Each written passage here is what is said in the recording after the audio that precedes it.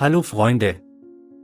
Eine Katze namens Martin lebte ein paar Jahre bei seinem ersten Besitzer, aber der Mann mochte Tiere überhaupt nicht, deshalb behandelte er Martin schlecht und warf ihn oft mehrere Tage lang aus dem Haus.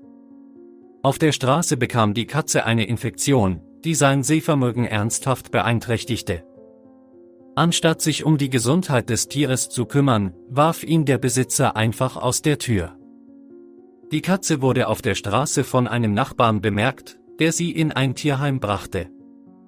Tierärzte behandelten die Katze lange Zeit, aber die Infektion war zu weit fortgeschritten und seine Sehkraft konnte nicht gerettet werden.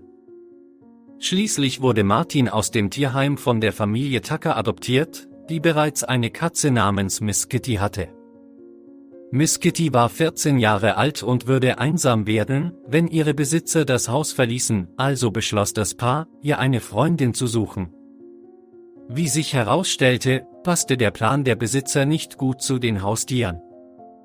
Sobald Martin in seinem neuen Zuhause ankam, zeigte Miss Kitty sofort, dass sie dort die Chefin war. Die Katze zischte und griff Martin an, der an solche Aggressionen nicht gewöhnt war und sich einfach verstecken würde. Die Besitzer glaubten, dass die Tiere Zeit brauchten, um sich aneinander zu gewöhnen, aber auch nach einigen Monaten änderte sich die Situation nicht. Miss Kitty würde Martin immer noch angreifen, der sich in eine Ecke kauerte und sich versteckte. Bis die Katze abgelenkt wurde und ging. In diesen wenigen Monaten lernten die Besitzer Martin zu lieben. Deshalb wollten sie ihn nicht ins Tierheim zurückbringen, auch als klar wurde, dass er mit ihrer alten Katze nicht zurechtkommen würde. Die Besitzer versuchten Martin viel Aufmerksamkeit zu schenken, aber wegen des Verhaltens der alten Katze war er immer traurig. Die Tierhalter fanden eine ungewöhnliche Lösung für die Situation. Sie beschlossen, ein weiteres Kätzchen ins Haus zu bringen, weil sie dachten, dass es zu ihren Haustieren passen würde. Diesmal gingen sie nicht selbst ins Tierheim. Sie nahmen Martin mit.